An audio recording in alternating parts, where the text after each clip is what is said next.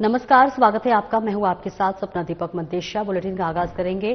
प्रधानमंत्री के आह्वान पर खेलो इंडिया फिट इंडिया के तहत पूरे देश में सांसद खेल महोत्सव का आयोजन किया जा रहा है, जिसके तहत धनबाद लोकसभा में भी सांसद खेल महोत्सव का आयोजन बड़ी धूमधाम के साथ मनाने की तैयारी हो रही है। आज प्रेस वार्ता में धनबाद लोकसभा के सांसद ढोलू महतो ने इसके विषय में विस्तृत जानकारी देते हुए बताया कि यह आयोजन 21 सितंबर से 25 दिसंबर तक चलाया जाएगा, जिसमें कई तरह के खेलों का आयोजन होगा और हर वर्ग के लिए होगा। दिव्यांग लोगों के लिए भी होगा, बुजुर्ग लोगों के लिए भी होगा, युवाओं के लिए भी होगा। उन्होंने कहा है कि इस खेल महोत्सव में लाखों की संख्या में लोग आवेदन करेंगे और आवेदन की प्रक्रिया भी ऑनलाइन होगी। उन्होंने बताया कि इस खेल महोत्सव की संयोजक एंजेला ऑर्चरी सेंटर की एंजेला सिंह है। उन्होंने क्षेत्र के युवाओं और लोगों से यह आह्वान किया है कि मोबाइल का नशा छोड़ें, मैदान की ओर चले और अपने आप को स्वस्थ बनाएं। सांसद ने कहा कि प्रधानमंत्री के इस आह्वान को हम पूरी लगन से सफल बनाने का प्रयास करेंगे।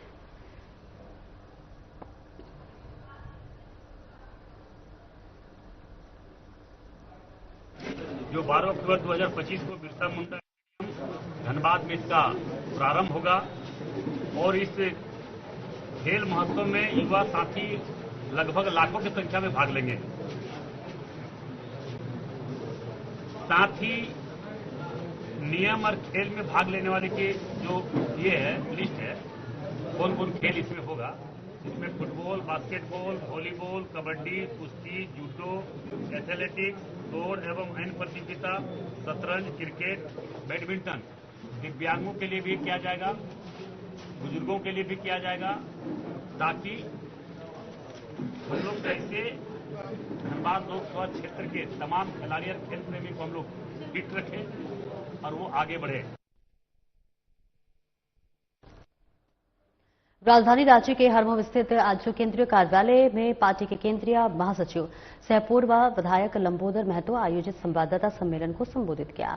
संवाददाता सम्मेलन के माध्यम से पार्टी के द्वारा आगामी 20 सितंबर को आयोजित रेल टेका टहर ठेका कार्यक्रम का आजसू पार्टी के पूर्ण समर्थन की घोषणा की गई। साथ ही आजसू पार्टी ने राज्य के सभी राजनीतिक दलों से आह्वान किया है कि वे कुर्मी और कुटमी को एसटी की सूची में शामिल कराने की दिशा में पहल करें।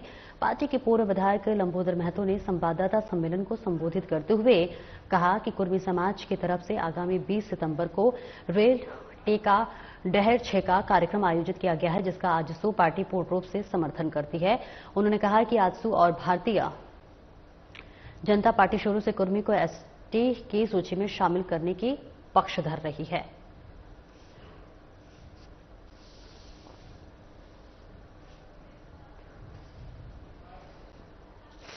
मैं आदिवासी समाज का भी आदर करता हूँ, उनका भी स्वागत करता हूँ और हर समाज को अपनी बात रखने का, हर समाज को अपनी बात, अपना हक अधिकार रखने का संवैधानिक अधिकार है। कुर्मी समाज अपना हक अधिकार, अभी तो मैंने बहुत सारा तथ्य, बहुत सारा साक्ष्य, बहुत सारा हाईकोर्ट का जजमेंट, गवर्नमेंट का डिसीजन, सारा चीज अभी मैं आप सभी लोगों को अवगत कराया। तो इसके बाद किसी को विरोध करने का कोई औचित्य हमें नहीं दिखता। हम तो चाहेंगे, आप अभी जिस 42 की बात कर रहे हैं, जिस 42 विधायकों की बात कर रहे हैं जिसमें सब लोगों ने साइन किया, उसमें बहुत सारे ट्राइबल एमएलएज भी हैं जिन्होंने कुर्मी की इस मांग को समर्थन दिया है, लिखित समर्थन दिया है कि यहाँ के कुर्मी को अनुसूचित जनजाति में शामिल किया जाए। और अगर हम लोग बात करें तो आदिवासी समाज के बहुत प्रबुद्ध विद्वान डॉक्टर रामदयाल मुंडा जी, कई ऐसे लोग हैं, निर्मल में, इस तरह से कई विद्वान लोगों का कहना है कि निश्चित रूप से झारखंड के कुर्मी अनुसूचित जनजाति बनने की अर्हताएं रखते हैं। काम करेंगे और 2 बजे रात से ही पूरा हजारीबाग, चतरा, रामगढ़ की जिम्मेवारी मिला है, उसको पार्टी की तरफ से मिला। पूरे हमको लगता है झारखंड में सबसे ज्यादा कुर्मी का जनसंख्या मेरा विधानसभा में, तो आपको दिखेगा भी रेल रुकेगा भी और सरकार झुकेगा भी। कुर्मी ये आप सवाल ही गलत है, कुर्मी एसटी बनना नहीं चाहता, कुर्मी एसटी है।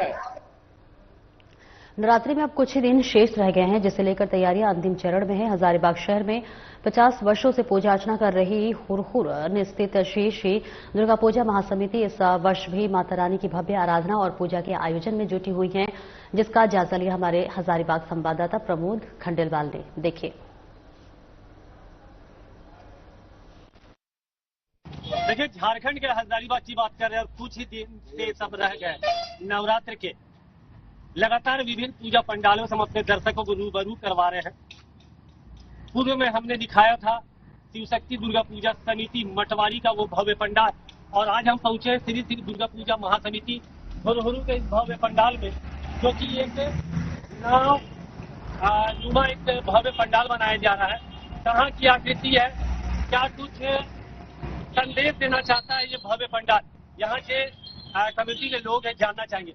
सबसे पहले तो साधा प्लस न्यूज की पूरी टीम की तरफ से ढेर सारी शुभकामनाएं बताइए।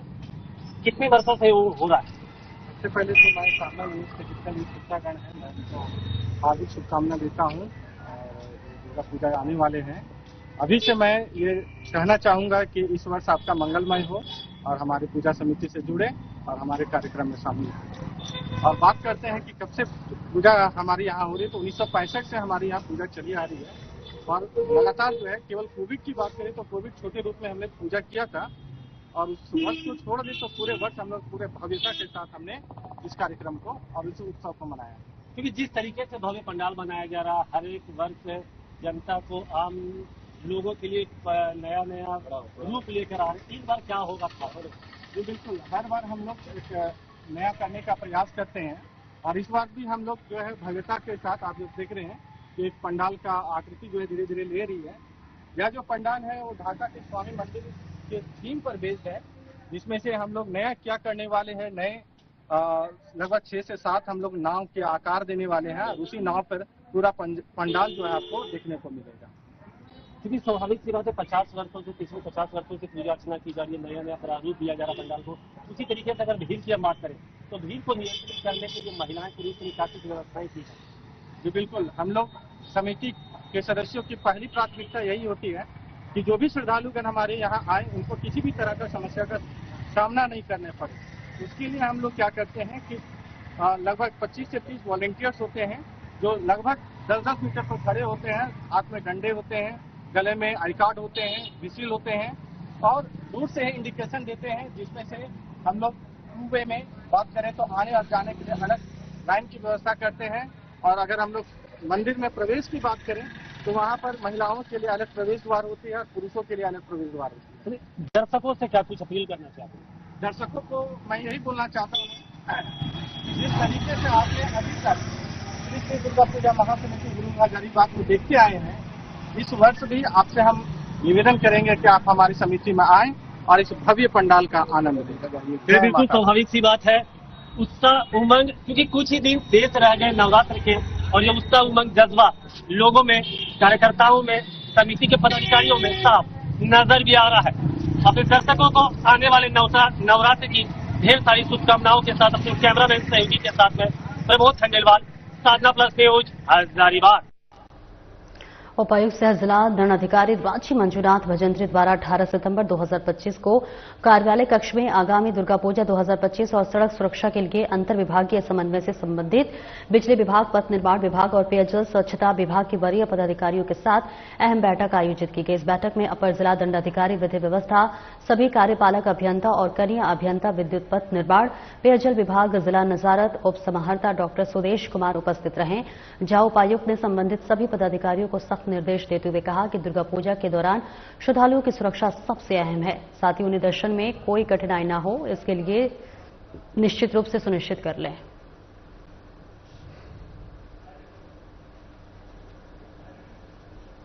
तो देखिए तस्वीरें दिखा रहे हैं, जहां उपायुक्त सह जिला दंडाधिकारी रांची मंजूनाथ भजंत्री द्वारा 18 सितंबर 2025 को कार्यालय कक्ष में आगामी दुर्गा पूजा 2025 और सड़क सुरक्षा के लिए अंतर विभागीय समन्वय से संबंधित बिजली विभाग, पथ निर्माण विभाग और पेयजल स्वच्छता विभाग के वरीय पदाधिकारियों के साथ अहम बैठक आयोजित की गई। इस बैठक में अपर जिला दंडाधिकारी विधि व्यवस्था, सभी कार्यपालक अभियंता और कनीय अभियंता विद्युत, पथ निर्माण, पेयजल विभाग, जिला नजारत उप समाहर्ता डॉक्टर सुदेश कुमार उपस्थित थे। उपायुक्त ने संबंधित सभी पदाधिकारी को सख्त निर्देश देते हुए कहा कि दुर्गा पूजा के दौरान श्रद्धालुओं की सुरक्षा सबसे ज्यादा महत्वपूर्ण है। साथ ही उन्हें दर्शन में कोई भी कठिनाई न हो, इसके लिए यह निश्चित रूप से सुनिश्चित कर लें। तो रांची से ये तस्वीरें आपको दिखा रहे हैं, जहां दुर्गा पूजा को लेकर समन्वय समिति की बैठक की गई है। उपायुक्त मंजुनाथ भजंत्री की अध्यक्षता में ये महत्वपूर्ण बैठक की गई है।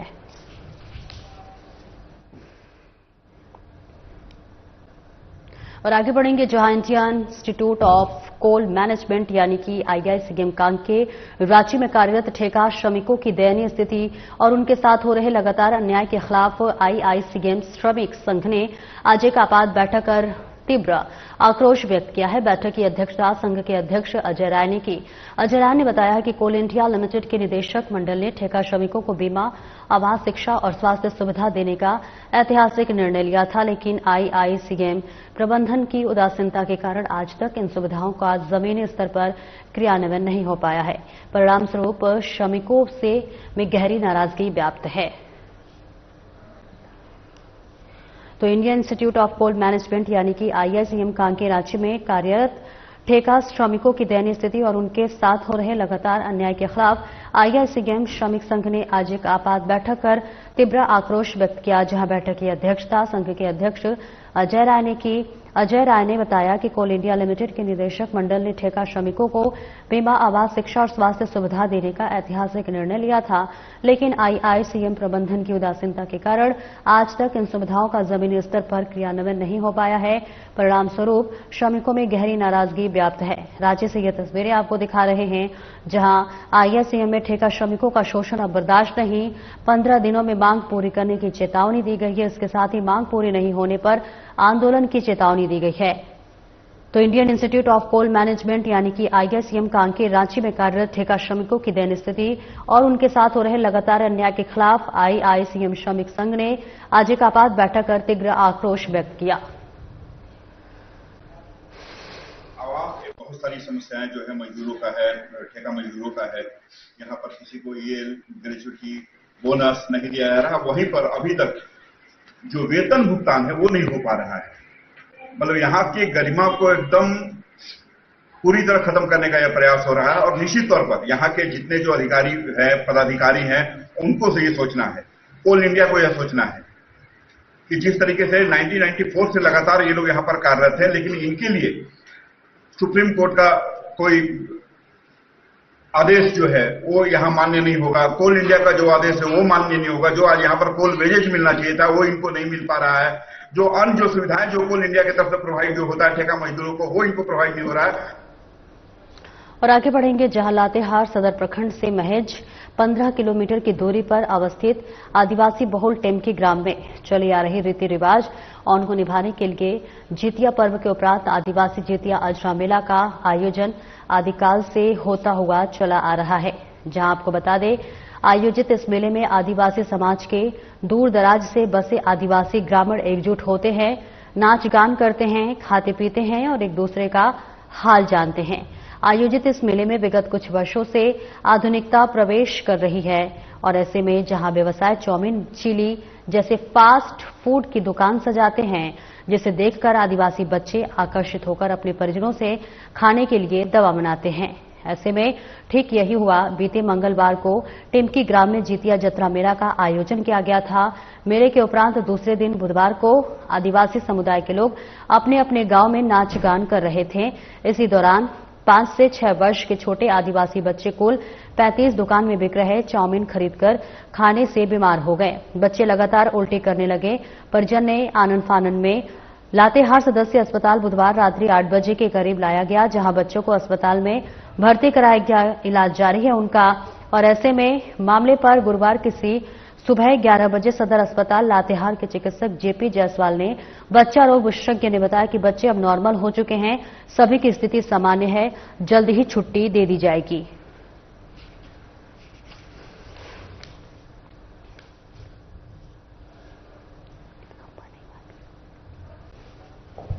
तो तस्वीरें दिखा रहे हैं आपको, जहां बताते चले कि लातेहार में टिमकी गांव में जितिया जत्रा मेले का आयोजन किया गया, जहां मेले में फास्ट फूड खाने से तमाम बच्चों की तबीयत बिगड़ गई और जैसे ही इनकी तबीयत बिगड़ी वैसे ही इन्हें अस्पताल में भर्ती कराया गया। हालांकि इलाज के बाद इन्हें जरूर स्वस्थ कर दिया गया। हालांकि बताया जा रहा है कि 35 बच्चे फूड पॉइजनिंग के शिकार हुए हैं, जिसके बाद से अब ये मामला लगातार गर्माता हुआ नजर आया। 8 बजे के करीब बच्चों को हालांकि अस्पताल में भर्ती कराया गया, उनका इलाज किया गया और इस मामले में गुरुवार को सुबह 11 बजे सदर अस्पताल लातेहार में चिकित्सक जेपी जायसवाल बच्चा रोग विशेषज्ञ ने बताया कि बच्चे अब ठीक हो चुके हैं, बच्चे नॉर्मल हो चुके हैं, उनकी स्थिति सामान्य बताई और उन्होंने बोला कि जल्द ही इन बच्चों को छुट्टी दे दी जाएगी। तो ये तस्वीरें आपको दिखा रहे हैं लातेहार से, जहां टेमकी गांव में जितिया जतरा मेले का आयोजन किया गया था। मेले में तमाम लोग पहुंचे हुए थे, तमाम बच्चे भी पहुंचे हुए थे और जहां मेले में स्थित फास्ट फूड खाने से तमाम बच्चों की तबीयत जो थी वो बिगड़ गई।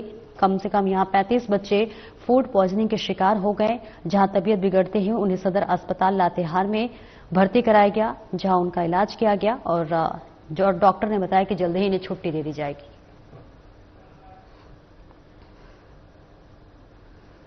प्रोजेक्ट प्रयास के अंतर्गत आईटीआई में विश्वकर्मा पूजा सह दीक्षांत समारोह का आयोजन पाकुड़ जिले में प्रोजेक्ट प्रयास अंतर्गत प्रायोगित औद्योगिक प्रशिक्षण संस्थान में विश्वकर्मा पूजा सह दीक्षांत समारोह 2025 का भव्य आयोजन हुआ। कार्यक्रम का शुभारंभ उपायुक्त मनीष कुमार, जिला नियोजन पदाधिकारी राहुल कुमार और आरजेडी जिलाध्यक्ष महावीर मड़ैया ने संयुक्त रूप से दीप प्रज्वलित कर किया। उपायुक्त ने युवाओं को नियुक्ति अवसरों के लिए तैयार करने और प्रतियोगी परीक्षाओं की तैयारी करने और रक्तदान में भाग लेने की प्रेरणा दी। उन्होंने तकनीकी शिक्षा और कौशल विकास को आत्मनिर्भरता का मूल बताया। कार्यक्रम में प्रधानाचार्य, प्रशिक्षक, विद्यार्थी व गणमान्य लोग मौजूद रहे। उत्कृष्ट प्रदर्शन करने वाले विद्यार्थियों को प्रमाण पत्र प्रदान किए गए।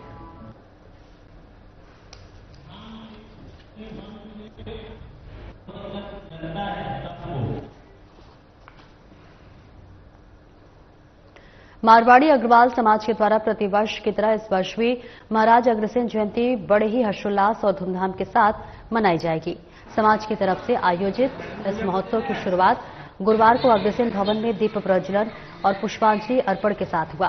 कार्यक्रम के दौरान समाज के वरिष्ठ जनों और बुजुर्गों को सम्मानित किया गया। वहीं बच्चों की प्रस्तुति ने दर्शकों का मन मोह लिया।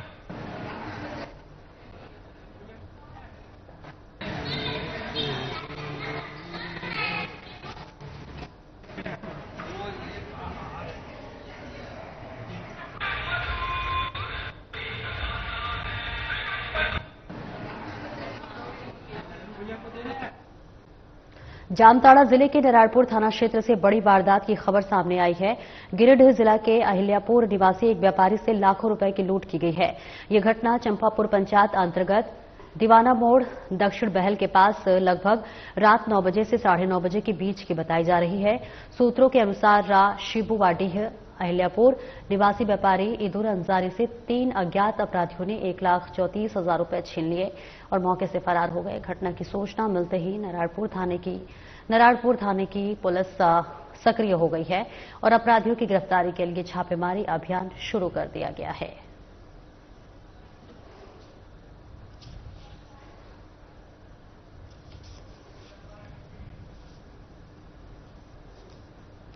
आगे बढ़ेंगे। धनबाद जिले के निरसा थाना क्षेत्र अंतर्गत हरिया जाम कॉलोनी के पास ग्रामीणों ने गाय चोरी कर ले जाते समय एक तस्कर को पकड़ लिया, जबकि तस्कर के अन्य साथी मौके से फरार हो गए। पकड़ा गया चोर पांड्रा बस्ती निवासी हलीम शेख के रूप में हुआ है, जहां ग्रामीणों ने तस्कर की जमकर पिटाई कर दिया। हालांकि गाय चोरी करने वाला तस्कर आरोप को नकारता रहा और इस बीच मौके पर लोगों की भारी भीड़ जुट गई। स्थानीय ग्रामीणों ने पुलिस को सूचना दिया। पुलिस मौके पर पहुंची और गाय चोर को हिरासत में लेकर थाने ले आई।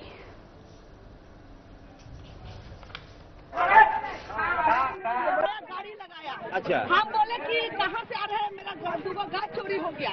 ये बोला हम कोयला चला रहे हैं। जब गाड़ी पर हम चढ़ के देखे तो उसमें थोड़ा गोबर था, थोड़ा बिचाली था, फूल में लगा था और कोयला भी था उसमें। ये मेरा गाय ले गया। यही 1 घंटे बाद बाहर हुआ ये गाड़ी से हम लोग का देखा तो हम माँ बेटी थे। पहला चल गया 1 बजे रात में। मैंने खोजते मैंने 12 बजे मेरा गाय ले गया। खोजते सुबह कर दिए।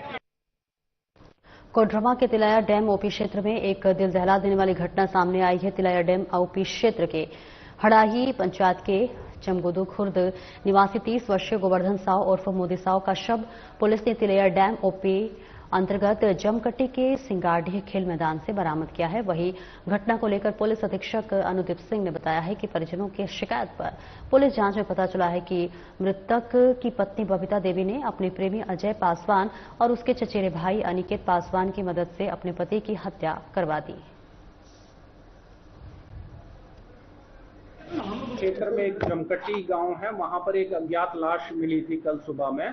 तो इसके लिए जो कांड प्रथम दृष्टया जो है हत्या का कांड प्रतीत हो रहा था, तो कांड की सेंसिटिविटी को देखते हुए एक स्पेशल टीम का नेतृत्व गठन किया गया। कोडरमा के ही रहने वाले हैं, गोवर्धन साहब नाम है इनका।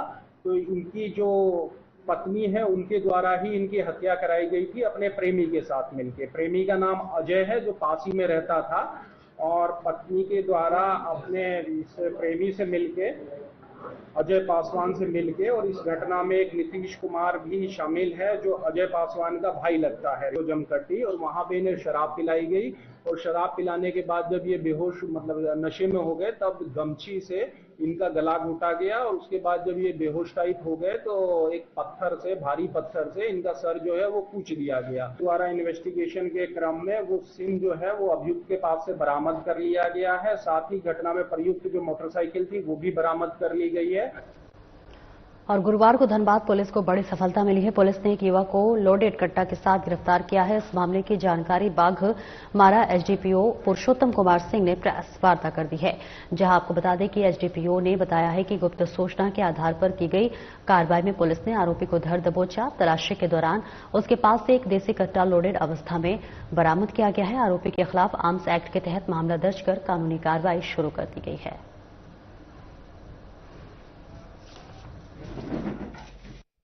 17/9/2025 के मध्य रात्रि में सुनारडी ओपी क्षेत्र में एक अपराधकर्मी की गिरफ्तारी की गई है। वो किसी आपराधिक घटना देने के अंजाम में था। इसकी गुप्त सूचना हम लोगों को प्राप्त हुई थी, जिसके आधार पर तरास पुलिस निरीक्षक, थाना प्रभारी सोनारडी, थाना प्रभारी बरोरा एवं अन्य पुलिसकर्मियों के द्वारा जो है छापामारी करके अपराधकर्मी ऋतिक शर्मा को गिरफ्तार किया गया। उसके पास से एक देसी कट्टा और एक जिंदा कारतूस जो है वो बरामद किया गया है। और ये इस हथियार को कहां से लाए थे और क्या अग्रतर ये करने वाले थे, उन सभी बिंदुओं का भी अनुसंधान जारी है। पाकुड़ शहर और हिरनपुर बाजार में नो एंट्री के समय में भी भारी वाहनों की एंट्री हो जाती है, जिससे कि राहगीरों को परेशानी होती है। वहीं शहर के हाटपाड़ा में नो एंट्री के समय भारी वाहनों का एंट्री होने पर लोगों का गुस्सा फूट पड़ा। ऐसे में लोगों ने जमकर हंगामा किया और दरअसल तो सुबह 6 बजे से दोपहर 2 बजे तक, फिर शाम 4 बजे से रात 10:30 बजे तक भारी वाहनों की नो एंट्री है। बावजूद इसके भारी वाहनों का परिचालन जारी है। बता दें कि चालक मनमानी ढंग से और काफी तेज गति से वाहन चलाते हैं, जिससे राहगीरों को परेशानी का सामना करना पड़ता है।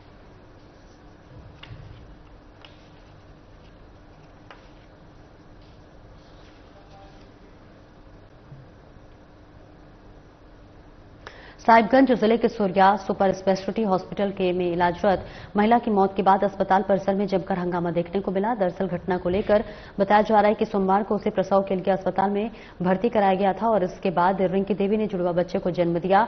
इसमें एक बच्चा और एक बच्ची है। महिला के साथ साथ दोनों बच्चों को भी वहां भर्ती कराया गया था। आगे बताया जा रहा है कि महिला IVF तकनीक से गर्भवती हुई थी। इस क्रम में अस्पताल प्रबंधन द्वारा करीब 8 लाख रुपए वसूले गए।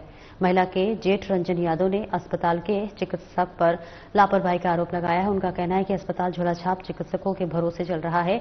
2 बजे की रिंकी की मौत हो गई है, लेकिन उन लोगों को उससे मिलने नहीं दिया गया। शाम में और राशि जमा करने का दबाव बनाया जा रहा था। वहीं हंगामे की गंभीरता को देखते हुए पुलिस प्रशासन अलर्ट हो गया है। 9 महीना इलाज यहाँ चल रहा था। फर्स्ट इलाज में यहाँ 3 लाख रुपया लिया, लेकर अपना इलाज कर रहा। उसको 9 महीना से इलाज करा। आज से 4 दिन पहले उसको डिलीवरी हुआ। एक बेटा एक बेटी, सब ठीक था। आज भी 3 साढ़े 3 बजे हम आए हैं यहाँ पैसा जमा करने। उस समय भी बोला सब ठीक है, लेकिन हमको शक था कि कुछ गड़बड़, लेकिन बोला नहीं ठीक है ठीक है। बच्चा को भी हम क्या कहते, बच्चा भी ठीक था। उस पर थाना गाड़ी पहले लगा के हम गए गाय भैंस दुहने के, गाय माल दुआ के आएंगे देख रहे, तब थाना को पहले बुला लिया, गेट में ताला मरवा दिया। अब बोल रहा है कि एम्बुलेंस से लेकर आइए, उसको बाहर ले गए, आई मर गई। तो नेचुरल है, जिसके परिवार में डेथ होता है उसके परिजन आक्रोशित होते ही हैं, और आक्रोशित होने के बाद उस समय आदमी विवेक शून्य हो जाता है। किसी भी तरह का घटना हो सकती है।